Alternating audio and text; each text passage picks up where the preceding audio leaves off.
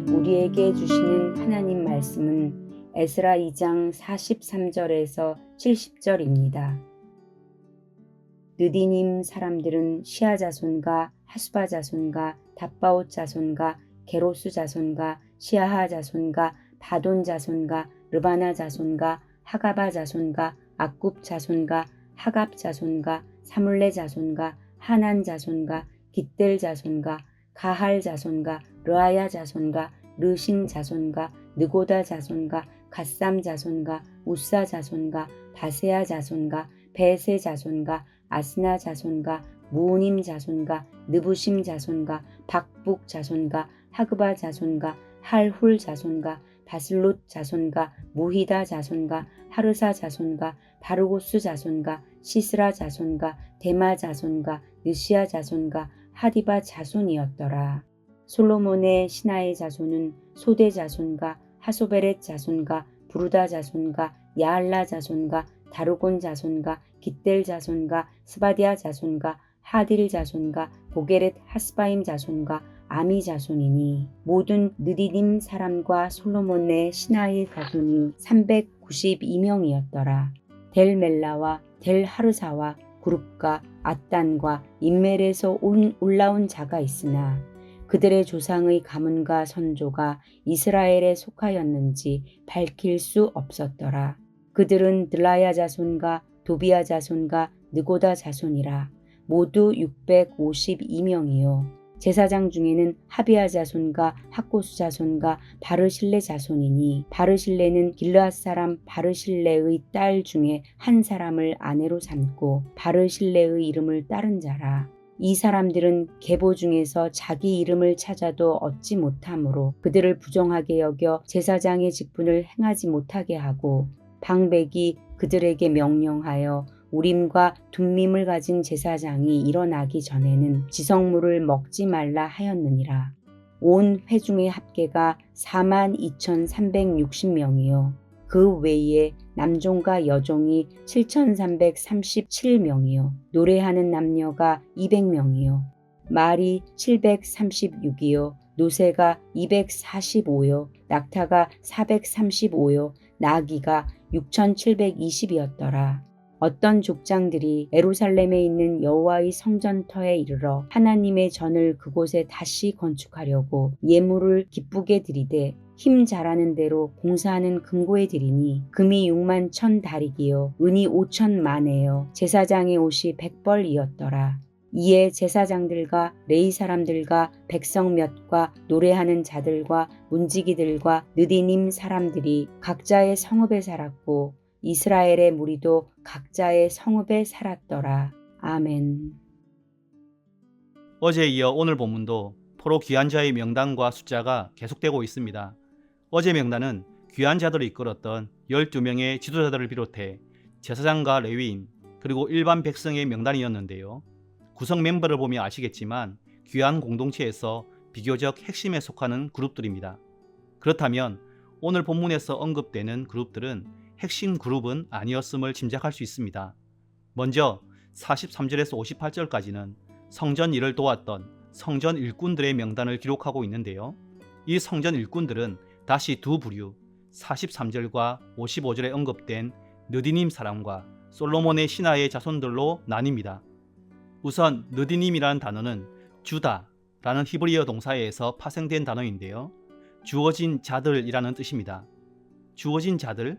좀 아리송하죠. 에스라 8장 20절을 보면 물음표를 느낌표로 바꿀 수 있습니다. 다윗과 방백들이 레위 사람들을 섬기라고 준 느디님 사람 중 성전 일꾼은 220명이었는데 그들은 모두 지명받은 이들이었더라. 성전은 솔로몬이 지었지만 성전을 지을 막대한 재정이나 제반 사항은 다윗이 모두 준비했습니다. 특별히 성전 설계도와 성전 운영 시스템은 다윗 왕이 하나님께 직접 받았는데요. 그렇게 성막이 성전으로 확장되면서 레위인들이 할 일이 많아졌던 겁니다. 그래서 다윗 왕이 레위인들을 도우라고 준 성전 일꾼들이 있었는데 그들이 바로 이 느디님의 조상들이었던 것입니다. 그런데 학자들에 의하면 본문에 기록된 느디님 사람 35명의 이름 중 대부분이 히브리식 이름이 아니라고 합니다. 이는 그들이 이스라엘 백성이 아니라 이스라엘에 편입된 이방 출신임을 암시하고 있는데요. 사실 느디님 사람들은 출애굽 이후 진행됐던 가나안 정복 전쟁 당시 항복하고 이스라엘의 종이 되었던 이방 민족들의 후손이었습니다. 성전 일꾼의 또 한 부류인 솔로몬의 신하의 자손들도 마찬가지입니다. 이름만 보면 솔로몬 시대에 활동했던 신하, 즉 대신들의 후손이라고 오해할 수 있는데요. 그게 아닙니다. 열왕기서 9장에 보면 이들은 느디님 사람들처럼 솔로몬 당시 강제 노역에 동원된 가나안 7부족의 후손들입니다.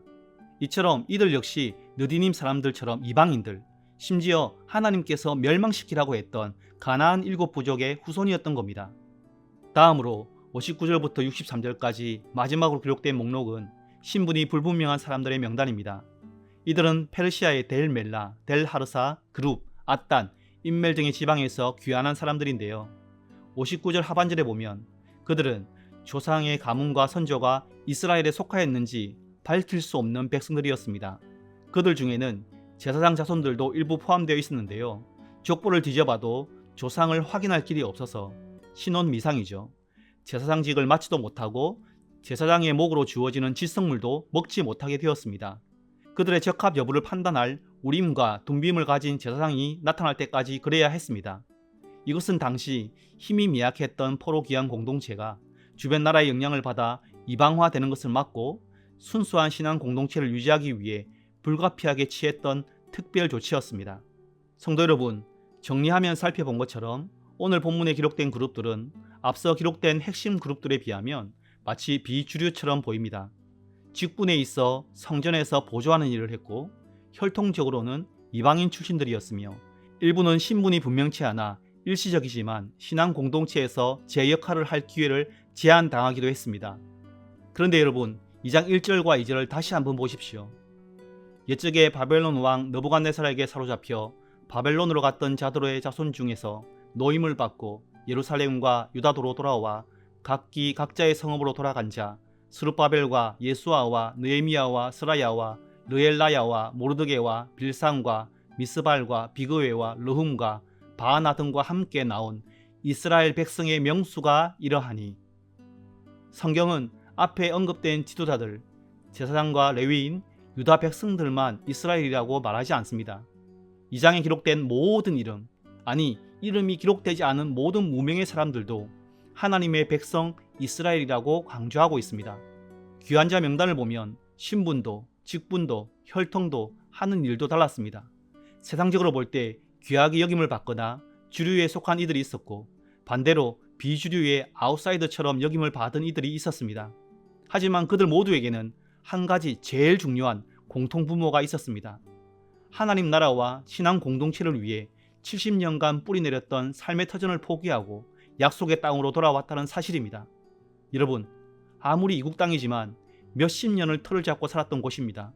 그런 곳을 뒤로하고 험하고 위험한 여정을 무릅쓰고 폐허가 된 고국을 찾는 게 말이 쉽지 웬만한 결단으로는 하기 힘듭니다.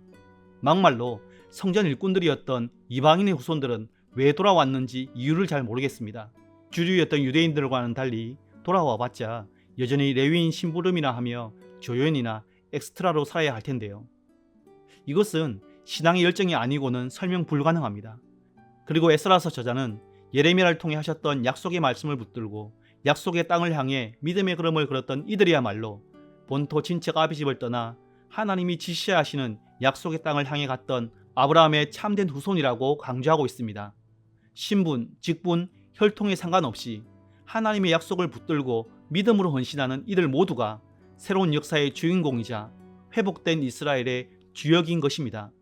이사야 선지자를 통해 말씀하신 것처럼 하나님께서는 바로 이들 모두를 그루터기 삼아 다시 성전을 건축하고 예루살렘 성벽을 건축했으며 신앙 공동체를 재건하여 다시 하나님의 나라를 힘차게 펼쳐나가셨습니다. 사랑하는 성도 여러분, 누가 뭐래도 우리 모두는 하나님 나라의 주역임을 믿으시기 바랍니다. 우리의 직분은 다를 수 있습니다. 은사나 하는 일은 다를 수 있고 세상에서의 지위와 능력이 다를 수 있습니다. 하지만 이 모든 다양함은 주님의 몸된 교회와 하나님 나라를 세우기 위해 하나님께서 맡기신 각자의 달란트이자 역할일 뿐입니다. 우리는 그것에 주목해서는 안 됩니다. 우리가 주목해야 할 것은 우리 모두가 함께 공유하고 있는 공통 분모입니다. 한 성령을 받고 한 분의 주님을 모시고 한 분 하나님의 명령에 따라 복음과 하나님 나라를 위해 동력하는 한 몸된 교회, 이것이 바로 우리가 반드시 주목해야 할 공통 분모입니다. 그래서 바울 사도는 비교의식과 분란이 많았던 고린도 교회를 향해 이렇게 말했던 겁니다. 고린도전서 12장 4절부터 7절 세 번역입니다. 은사는 여러 가지지만 그것을 주시는 분은 같은 성령님이십니다. 섬기는 일은 여러 가지지만 섬김을 받으시는 분은 같은 주님이십니다.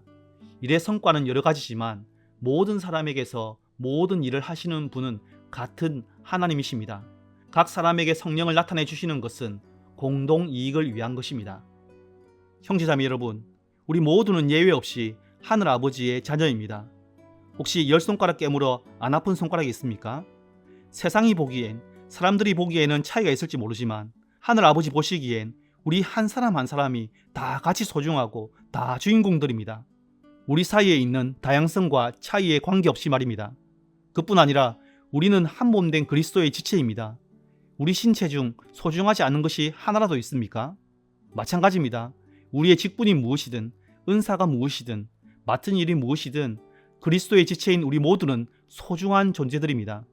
그리고 우리가 교회에서 하는 일이 아무리 사소해 보인다고 할지라도 비교할 수 없는 대체 불가한 소중한 사역들입니다. 중요한 건 포로 귀한 공동체처럼 우리 모두가 하나님 나라와 교회를 위해 함께 헌신하고 있다는 사실입니다. 그러므로 우리가 가진 차이에 주목하고 비교하면서 열등감과 교만함의 종로로 타지 맙시다. 대신 우리가 가진 공통 부모에 집중하여 서로를 존귀하게 여기고 사랑으로 동력하면서 하나님 나라를 위해 기이 쓰임받는 모든 서문 가족들 되시길 주님의 이름으로 축복합니다. 이 시간 들은 말씀과 교회를 기억하며 기도했으면 좋겠습니다. 먼저 우리가 가진 은사나 직분, 사역의 차이를 의식하지 말고 우리가 가진 공통 분모인 하나님 나라의 복음과 교회를 위해 한 마음으로 동력하게 하옵소서 이렇게 기도합시다. 그리고 정부와 방역당국이 협력하여 악화되는 코로나 사태에 잘 대응하게 하소서. 이 두 가지 제목으로 기도하시고 개인적인 기도 제목으로 기도하시겠습니다.